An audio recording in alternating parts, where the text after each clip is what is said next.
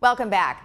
Well, as you have seen in the past, we covered the yacht race, Newport to Ensenada, with Jan Badgley and Lloyd Chase, and we have them here today with us, and they're here to talk to us about the Newport to Ensenada race and also the yacht club, which we'll talk about a little later.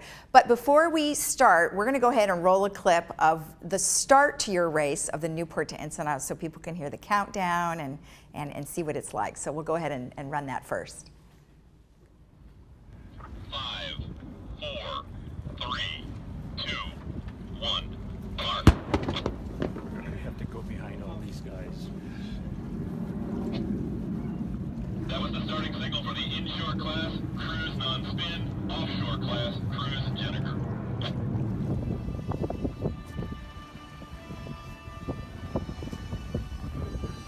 Okay, sorry. We're not on yet. I guess not.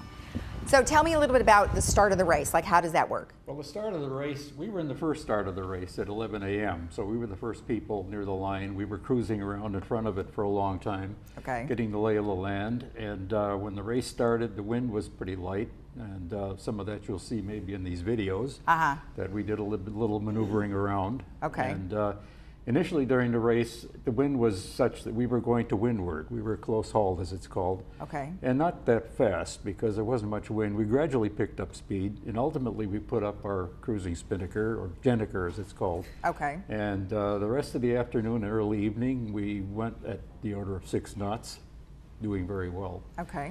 Okay. Unfortunately, in the evening, the wind gave out. Oh, did it really? Oh, Now, no. we were in, as I mentioned in our previous segment, we were in the so-called Jennifer cruise class, Right. which said that we could use our engine for 12 hours from 8 p.m. to 8 a.m. Mm-hmm. Now, along about 9:30 p.m., the wind started to drop. In fact, we did turn the engine on and used it till 8 a.m.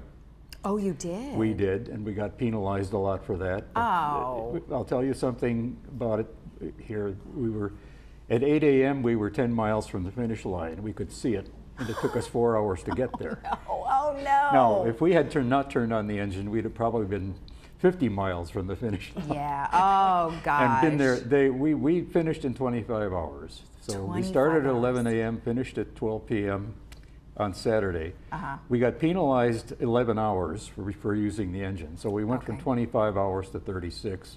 Okay. And quite frankly, I wouldn't do it any other way because there were boats out there that didn't finish because they were in the windless condition with big waves. There were big waves that night. That was the worst part of it. Okay. I'll say a little bit about some of the problems we had in the big waves.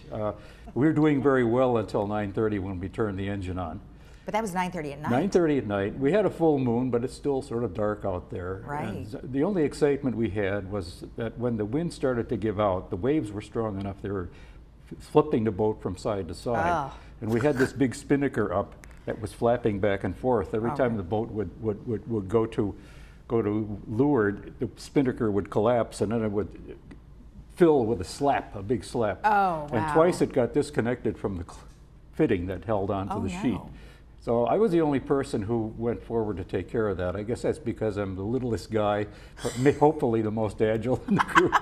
So I was the only person who used those jack lines and my tether to go up there and put the spinnaker fitting back on. Right. Ultimately, we had to take it down because it didn't stay filled in the light wind. Okay. And it was after that we decided to put the engine on. Right. And everybody was happy we did that. Yeah, absolutely. So Jan, wow, lots of waves and going back and forth. Good thing you guys had those vests on. I made sure we had dinner before it became dark. I don't think I could have done the dinner in the dark because the waves got bigger, so much bigger. Oh, wow. But we had a gorgeous full moon initially, and the waves were shining like we were in Hawaii.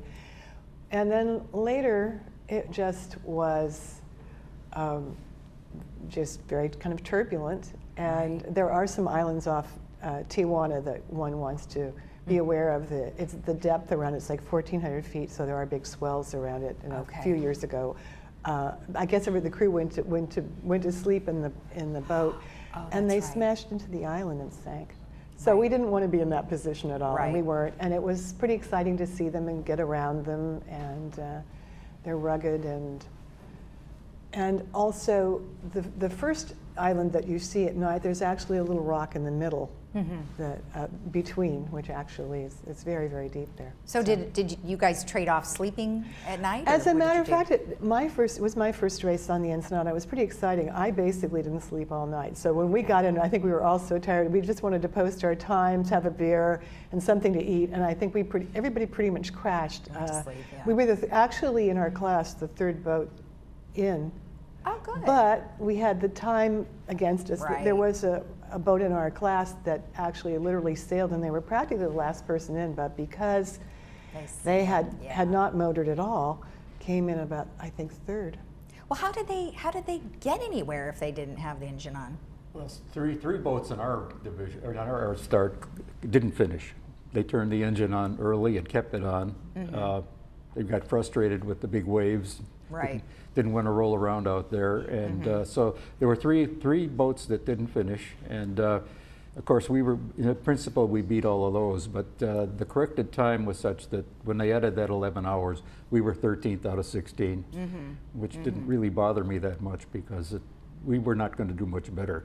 Right. One of the problems about those point-to-point races for small boats is that the faster boats make a lot more distance when the wind is there. Right.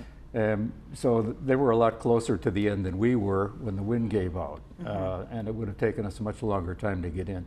If we had taken that extra 11 hours they docked us for, we'd have finished at 1 a.m. on Sunday morning. Right. Well, in one of your clips you had, there was a boat that was coming pretty close to you guys. Was that of any concern? No. Okay. One of the things about a point-to-point race is that there are a lot of interactions with boats right at the start. But once you start, you're sort of on your own path. There's a lot of space. It's different from the round the buoys racing, where you might have 10 boats trying to go around a buoy at the same time. Right. Here, you're not in close contact with other boats. In this case, this is one of the faster boats with a fancy set of sails and a light hull that passed us after the start. Here, if you look at this video, you'll see us with the spinnaker out. Here you see Arnie, Alston Agnew trimming the spinnaker, sun setting behind him. Yeah, it's And beautiful. The at weather that looks so time, Jan gorgeous. was below, I got to say, with a big pot about this size, making spaghetti. Oh, good. We had spaghetti dinner, and one of the worries we had was keeping that pot on the stove. Yeah. Oh in gosh, those for ways. sure. So Yeah. she did a great job of that. Good.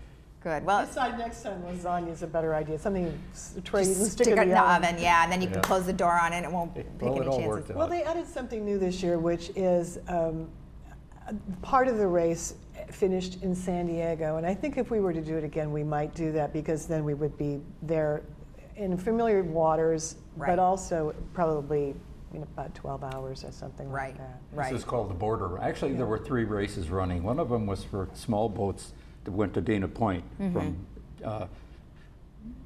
Newport. The second one was the border run, which went to San Diego. There weren't very many boats in those 2 races, but I think in the coming years they're going to get larger. It's getting more and more difficult to arrange to get to Mexico with all the rules ahead and things like that. It bothered a lot of people. Especially since they, the day before the race, told us they were going to charge us $35 a crew member. Oh, what? Oh, well, what are you going to do? You've already set your sights on doing what you had to do. Okay, Well, all it was right. well worth it. Now, I know we also were talking a little bit about the yacht club itself, and since you guys have been on, the first time around, you've gotten new members, right?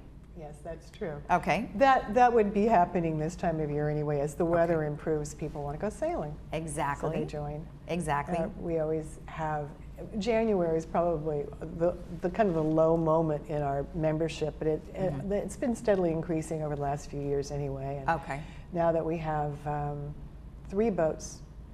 Oh, you have 3 now. Well, we have the yacht club's owned boat, Hiatus, which is a Catalina 30, and then Lloyd owns his boat, La Chasse, which is the boat we took from to Ensenada from Newport. Okay.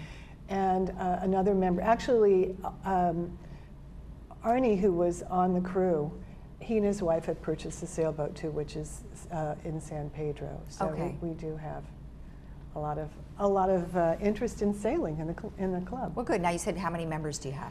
120. 120. And what is your max? Do you have a max?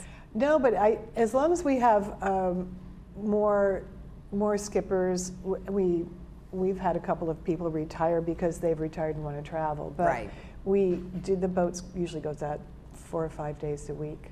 Okay. sometimes 6. Great, great. And then what is the charge for a It's membership? $150 a year to be a For member. the year, okay. And then there's We don't charge for sailing. no, the sailing Okay. is the membership. The club functions for the benefit of the membership. So we have meetings and we have events. We go to Catalina. We were, go to Oceanside. So. Good. And we have social events. We have a cocktail party once a month. And Yeah, sounds like a meeting fun. once a month. And Sounds like a very fun club. It how actually is. you can't complain. You get to Yeah. go out on a boat and That's right. go out on the water. So excellent. Well, thank you so much for the update. I see you have a little shirt here. Yeah, we can I'll show show that you. real quick, and you've got yours on. Show you this. Because Here's he's the got only thing I have to show. He from has that. the only thing he has to show for it. that and successfully going and coming to Ensenada. Oh yeah. So- And then you have one too. Well, I want to protect my skin, so I have the long sleeve version There of you it, go. which says N2E, which is Newport to Ensenada. Yeah. And the back is the So the same thing, and you have Same all the thing. sponsors and stuff. So All the awesome. sponsors, right. That's great. Well, congratulations to you guys. Thank you so much. Are you going to And- sail again? Maybe another year? Yeah, we'll see. Couple years? We we'll may see. end up doing the border run sometime. You never Okay. know.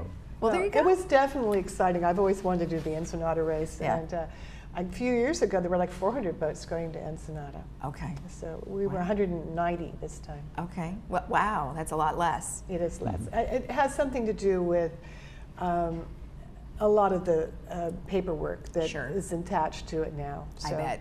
I bet. Yeah. Well, we look forward to hearing from you next time, and thank you Thank you. again. Okay. All right. Thank you for having us on. You're welcome. All right, we'll be right back after this.